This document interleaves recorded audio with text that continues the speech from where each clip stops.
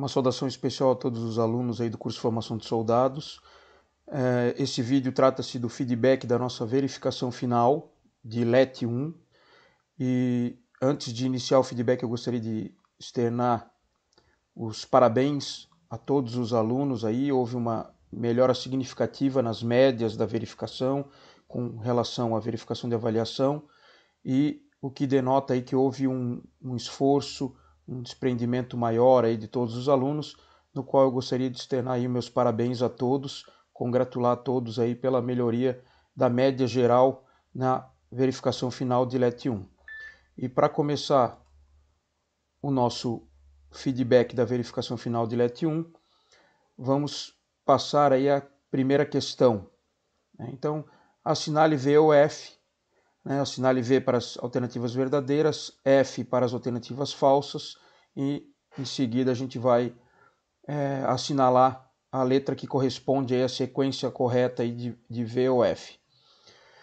Na primeira afirmação, nós temos ali: os órgãos e entidades componentes do Sistema Nacional de Trânsito respondem no âmbito das respectivas competências subjetivamente, só respondem se agiram com dolo ou culpa, por danos causados aos cidadãos em virtude de ação, omissão ou erro na execução e manutenção de programas. Então a gente já viu lá, né, pessoal, isso aí no CTB. Os órgãos e entidades, eles respondem objetivamente, tá, pelos danos causados a todos os cidadãos em virtude de qualquer ação do órgão ou da entidade, tá? Então essa questão se torna falsa porque a responsabilidade dos órgãos é objetiva. Na segunda afirmação, nós temos que a responsabilidade pela instalação da sinalização nas vias internas pertencentes aos condomínios constituídos por unidades autônomas é do órgão executivo de trânsito do município, pois são consideradas para os efeitos de CTB vias terrestres. Essa parte final até tá correta, né? As vias internas pertencentes aos condomínios constituídos por unidades autônomas são consideradas para efeito do CTB vias terrestres, porém a responsabilidade pela sinalização é do condomínio, são dos proprietários dessas unidades autônomas e não do órgão público de trânsito, certo, pessoal? Então a alternativa também falsa. Terceira afirmação: nenhuma via pavimentada poderá ser entregue após sua construção ou reaberta ao trânsito após a realização de obras ou de manutenção, enquanto não estiver devidamente sinalizada vertical e horizontalmente, de forma a garantir as condições adequadas de segurança na circulação. Muito embora a gente saiba que essa afirmação na prática ela não é uma realidade aí no nosso dia a dia, pessoal, mas essa afirmação do CTB é correta, né? Nenhuma via deveria ser entregue à circulação sem estar devidamente sinalizada. A quarta afirmação é: não serão aplicadas as sanções previstas nesse código por inobservância à sinalização quando esta for insuficiente ou incorreta. Tá? Então tá lá, artigo 90 do nosso CTB, correta afirmação: quando a sinalização for insuficiente ou ela estiver posicionada de maneira errada, né, seja pela forma ou seja pelo local, ela não serão aplicadas as sanções do CTB. E a última afirmação: é permitida fixar sobre a sinalização de trânsito e respectivos suportes ou junto a ambos qualquer tipo de publicidade, inscrições, legendas e símbolos que não se relacionem com a mensagem da sinalização. Nós vimos essa afirmação aí é falsa, né, pessoal? Na realidade é proibido fixar qualquer tipo de publicidade, inscrição ou legenda que possa aí causar uma confusão ou uma falta de visibilidade à sinalização de trânsito. Então, nós tínhamos lá a sequência correta da nossa questão. Primeira questão é falso, falso, verdadeiro, verdadeiro e falso, o que nos dá a alternativa A como correta da primeira questão. Vamos em frente à questão 2. Então, analise as proposições abaixo e em seguida assinale a alternativa correta. Primeira afirmação, inciso 1, temos lá: a placa R1 de parada obrigatória constitui uma exceção quanto ao formato da sinalização vertical de regulamentação. Tá? Correto, né? A placa de parada obrigatória tem um formato octogonal, diferente do formato circular das demais sinalizações verticais de regulamentação. Inclusive, esse formato diferente é para que os motoristas possam identificar a placa de parada obrigatória por trás, pelos fundos dela. Então, quando se aproxima de um cruzamento, a gente observa na via transversal o fundo da placa no formato octogonal e a gente percebe que a nossa via é preferencial com relação à via transversal que está cruzando o nosso fluxo de circulação. Inciso 2. A sinalização vertical de indicação tem por finalidade alertar aos usuários as condições potencialmente perigosas, obstáculos ou restrições existentes na via ou adjacentes a ela. Nós temos essa afirmação aí, pessoal, é o conceito da sinalização vertical de advertência e não de indicação, o que torna então esse inciso 2 incorreto. No inciso 3º, nós temos a sinalização viária horizontal, é um subsistema da sinalização viária que se utiliza de linhas, faixas, marcações, símbolos e legendas pintados sobre o pavimento. A afirmação correta, esse é justamente o conceito da sinalização viária horizontal. Via de trânsito rápido é aquela caracterizada por intersecções em nível, geralmente controlada por semáforo, com acessibilidade direta aos lotes lindeiros e às vias coletoras e locais, possibilitando o trânsito entre regiões da cidade. Conceito errado, né, pessoal, de vias de trânsito rápido. Esse é o conceito de via arterial, tá? A via de trânsito rápido ela não permite interseções em nível. As interseções na via de trânsito rápido são todas em desnível, né? E não é permitido também a instalação de semáforos, tá, nas vias de trânsito rápido. Esse aí é o conceito da via arterial. E no inciso 5º, nós temos lá, quando não houver sinalização de regulamentação, a velocidade máxima permitida na via arterial será de 60 km por hora. Afirmação correta também, nós temos lá a via de trânsito rápido de 80, arterial 60, coletora 40 e local 30. Então essa afirmação está correta também. Então nós temos a 1, a 3 e a 5 como corretas na questão 2, o que nos dá a alternativa C para assinalarmos lá no gabarito da nossa verificação. Questão 3. Assinale a alternativa que contém a sequência correta da ordem de prevalência da sinalização. Então nós tínhamos lá normas de trânsito e circulação, ordens do agente, indicações do sinal, indicações do semáforo.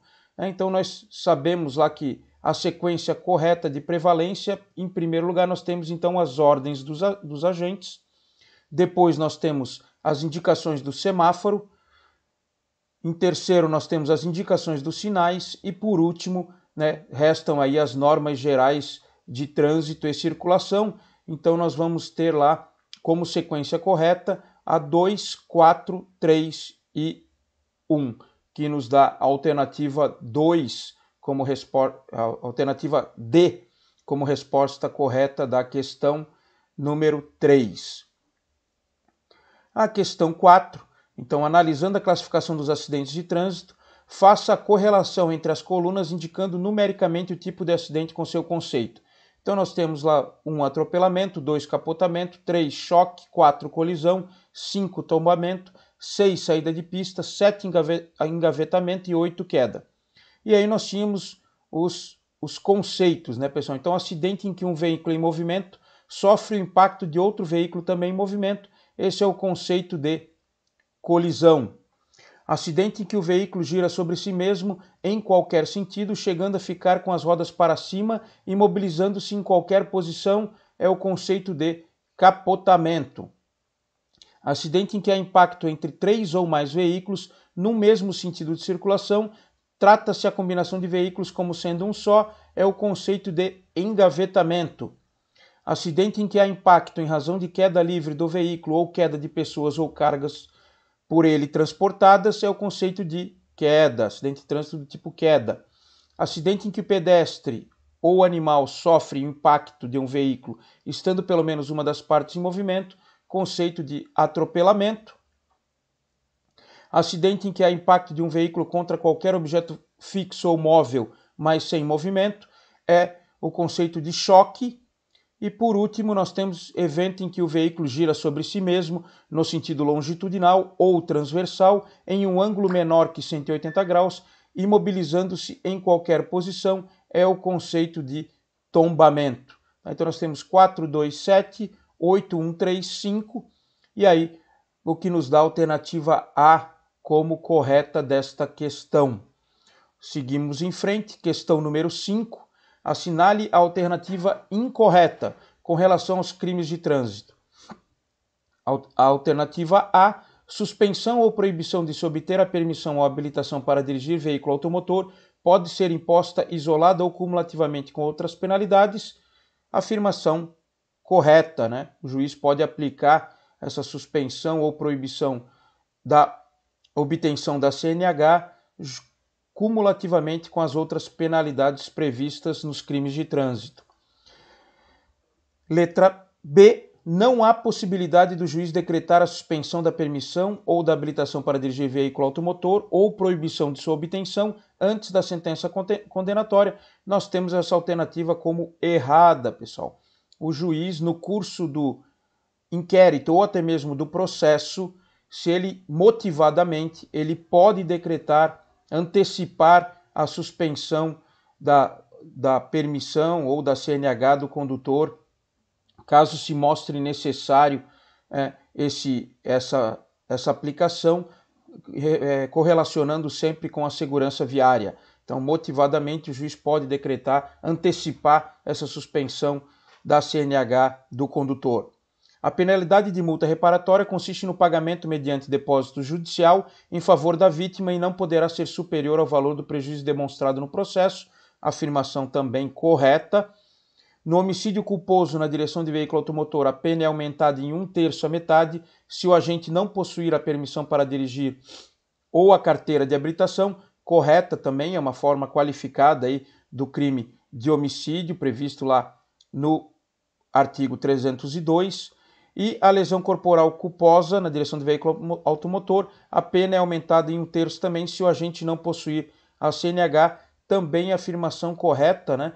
Porque todas as qualificadoras do homicídio também são aplicadas ao artigo 303, que trata da lesão corporal. Tá? Então, afirmação incorreta da questão 5, a letra B.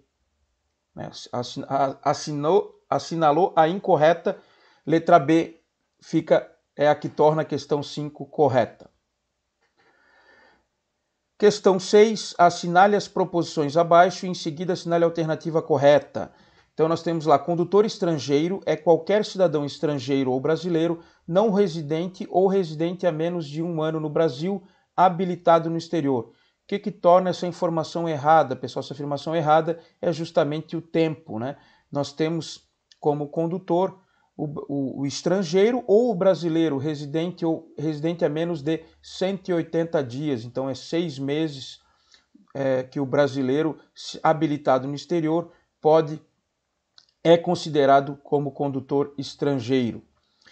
Se tratando de veículo estrangeiro, as multas serão impostas e arrecadadas pelo órgão ou entidade de trânsito com circunscrição sobre a via onde haja ocorrido a infração de acordo com a competência estabelecida no CTB. Afirmação correta, né? O órgão é responsável, dentro da sua circunscrição, pelas multas aplicadas aos veículos estrangeiros. Carta poder ou autorização do proprietário é a autorização concedida por proprietário de veículo estrangeiro de qualquer nacionalidade para que terceiro conduza o veículo exclusivamente no Brasil. Então nós temos duas situações aí que tornam essa afirmação errada. A primeira, pessoal, é que o veículo estrangeiro de qualquer nacionalidade. Essa é uma previsão exclusiva para veículos do Mercosul. Então, a comissão do Mercosul, entre os países do Mercosul, Argentina, Uruguai, Paraguai e Brasil, é que definiram que é necessário ter essa autorização do proprietário para circulação entre os países do Mercosul. E o que também torna essa questão errada, pessoal, é que o veículo deva ser conduzido exclusivamente no Brasil, quando a gente sabe que, como isso foi uma definição do Mercosul, o brasileiro, quando ele vai conduzir o veículo que não é da sua propriedade nos demais países do Mercosul, tanto Uruguai, Argentina ou Paraguai, ele também precisa da carta poder ou da autorização do proprietário para conduzir um veículo brasileiro nesses países do Mercosul. E por último, nós temos lá cidadão mercosulino, é o cidadão residente em qualquer dos estados parte do Mercosul, afirmação também correta. Então nós temos os incisos 2 e 4 como corretos e o que nos dá a alternativa D como assertiva para a marcação no gabarito da questão 6. Na questão 7, nós temos outra questão de VOF. Temos lá a primeira afirmação: em caso de abordagem de cidadão estrangeiro, onde o mesmo não apresenta documento de identificação e ou do comprovante de entrada regular no Brasil, o policial militar deverá encaminhar o cidadão para identificação e regularização na Polícia Federal.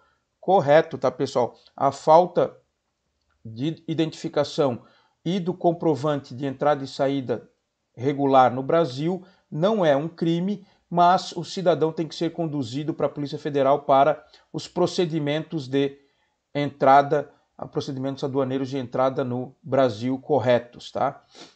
O condutor estrangeiro com idade inferior a 18 anos poderá dirigir no território nacional, desde que amparado por convenções, acordos internacionais ou pelo princípio da reciprocidade. Afirmação falsa, pessoal. Um dos requisitos para o estrangeiro dirigir no Brasil é que ele seja penalmente imputável, tá? Então, menores de 18 anos, mesmo habilitados no estrangeiro, não podem conduzir veículos no Brasil. Então a afirmação é falsa. Cidadão brasileiro, mesmo que habilitado no exterior, só poderá dirigir no território nacional com habilitação brasileira, tá? Afirmação também falsa, nós vimos lá que o condutor estrangeiro pode ser habilitado no país de residência dele no estrangeiro e pode utilizar por até 180 dias a CNH estrangeira para conduzir veículos no Brasil.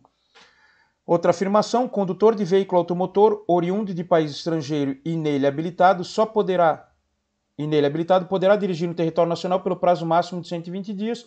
Questão também incorreta, né? A gente sabe que o condutor de veículo oriundo de país estrangeiro e nele habilitado pode conduzir veículos no Brasil pelo prazo máximo de 180 dias. A última afirmação: é admissível a permissão internacional para dirigir, PID, em substituição ao documento de habilitação estrangeiro, desde que expedida por país signatário da Convenção de Viena. Então há também a previsão legal, pessoal, da PID, da Permissão Internacional para Dirigir, que vai substituir o documento de habilitação do condutor, obviamente isso dentro dos países signatários da Convenção de Viena. Então nós temos V, F, F, F e V, o que nos dá a alternativa E como correta da questão 7. Questão 8, assinale a alternativa incorreta. Então, letra A, o condutor deverá a todo momento ter domínio de seu veículo, dirigindo-o com atenção e cuidados indispensáveis à segurança do trânsito. Questão correta, pessoal, afirmação correta. O trânsito de veículos sobre passeios, calçadas e nos acostamentos só poderá ocorrer para que se adentre ou se saia dos imóveis ou áreas especiais de estacionamento. Também afirmação correta, né, pessoal? Trânsito de veículos sobre passeios e calçadas e nos acostamentos é apenas para entrada e saída dos lotes lindeiros. Alternativa C, é proibida ao condutor de motocicletas, motonetas e ciclomotores a passagem entre veículos de filas adjacentes ou entre a calçada e veículos de fila adjacentes à calçada, a ela. A afirmação está errada, pessoal. Tá? O artigo 56 que trazia essa proibição foi vetado, então é permitido a passagem de veículos de motocicletas, motonetas e ciclomotores entre filas adjacentes, é o famoso corredor, né? Mas, obviamente, desde que essa circulação seja feita com o devido cuidado e as seguranças no trânsito. Alternativa D, da questão 8, quando veículos transitando por fluxos que se cruzem se aproximarem de local não sinalizado, terá preferência de passagem no caso de apenas um fluxo ser proveniente de rodovia, aquele que estiver circulando por ela. Então nós vimos lá, né, pessoal, as 3 situações de emergência são rodovia, rotatória e o da direita. Então, se um dos veículos que se aproximar da intersecção for proveniente de uma rodovia, ele vai ter preferência, obviamente, em local não sinalizado, sobre o que está circulando nos demais tipos de via. Então, correta afirmação. A letra E, a passagem é o movimento de passagem à frente de outro veículo que se desloca no mesmo sentido e em menor velocidade, mas em faixas distintas da via. Então essa é a diferença, a gente já viu lá os conceitos de passagem e de ultrapassagem, e esse é o conceito correto de passagem sobre outro veículo, pessoal. Então, nós temos como questão incorreta da questão 8 a alternativa C. Na questão 9, nós temos aí 4 afirmações. No inciso primeiro, está afirmando que, respeitadas as normas de circulação e conduta estabelecidas no CTB, os veículos de maior porte terão preferência sobre os menores, os não motorizados terão preferência sobre os motorizados e os pedestres terão preferência sobre todos os veículos. Nós vimos aqui, pessoal, que isso não é um conceito de preferência, tá lá no slide, né? Respeitadas as normas de circulação, né? Há a responsabilidade dos veículos de maior porte sobre os menores, os motorizados sobre os não motorizados e os pedestres devem ser respeitados aí por todos os demais condutores de veículos. Afirmação 2. Os veículos mais lentos, quando em fila, deverão manter distância suficiente entre si para permitir que os veículos os ultrapassem possam se intercalar na fila com segurança. Então, afirmação correta, né, pessoal? Entre os veículos lentos deve ser mantida uma distância suficiente que permita que eles possam ser ultrapassados com segurança. Os veículos que não dispuserem de luzes de rodagem diurna deverão manter acesos os faróis nas rodovias de pista simples ou dupla, mesmo durante o dia. Então, aqui nós temos uma alteração do nosso CTB, né, pessoal? Hoje, os veículos que não dispõem de luz de rodagem diurna devem manter acesos os faróis apenas nas rodovias de pista simples e ainda assim as situadas fora do perímetro urbano. Tá? E, inciso 4. O condutor utilizará o pisca-alerta em imobilizações ou situações de emergência e quando a regulamentação assim o determinar. A afirmação, então, também está correta. Então, nós temos aí os incisos 2 e 4 como corretos, o que nos dá a alternativa A como resposta da questão 9.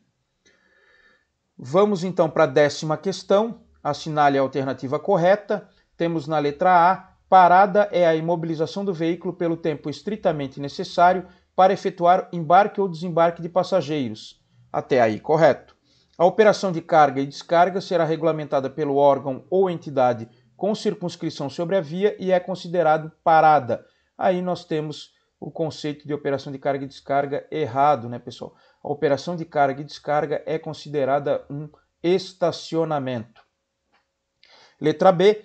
Os veículos de tração animal serão conduzidos pela direita da pista junto à guia da calçada, meio-fio ou acostamento, sempre que não houver faixa especial a eles destinada, devendo seus condutores obedecer no que couber às normas de circulação previstas no CTB e às que vierem a ser fixadas pelo órgão ou entidade com circulação sobre a via. A afirmação está correta, pessoal. Então, os veículos de tração animal, as carroças, as charretes, devem ser conduzidas pela direita da pista e junto ao meio-fio. Obviamente, desde que não possua uma faixa especialmente para esse tipo de veículo. A alternativa C constitui infração de trânsito prevista no CTB a ação do condutor que abre a porta do veículo, deixa aberta ou desce do veículo sem antes certificar de que isso não constitui perigo para ele e para os outros usuários da via. A afirmação está errada, né, pessoal? Infelizmente, não há infração de trânsito, muito embora uma conduta perigosa, não há uma infração de trânsito prevista para esse tipo de ação do condutor. Letra D. Operação de carga e descarga é a imobilização do veículo com a finalidade e pelo tempo estritamente necessários para efetuar embarque ou desembarque de passageiros e carga, né, pessoal? Então nós temos aí, né, que o embarque ou desembarque de passageiros se torna uma parada, né, pessoal? Então, operação de descarga é estritamente necessário para efetuar a carga e a descarga. Esse é o conceito correto de operação de carga e descarga. E a letra E, segundo o CONTRAN, os condutores de motocicletas só poderão circular nas vias usando no mínimo camisa, bermuda ou calça e calçado totalmente fechado. Nós temos aí que não há vestuário regulamentado para as motocicletas, a única exceção é o colete dos motofrentistas e do mototaxista, e o calçado fechado, pessoal, há também a previsão, mas é uma outra infração de trânsito e não se inclui nessa infração do vestuário. Então não há um vestuário regulamentado para a condução de motocicletas. Então nós temos a alternativa B como correta da questão 10. Tá? Vamos dar uma parada na nossa gravação para o arquivo não ficar muito grande. Retornamos em seguida com as demais questões da nossa verificação final.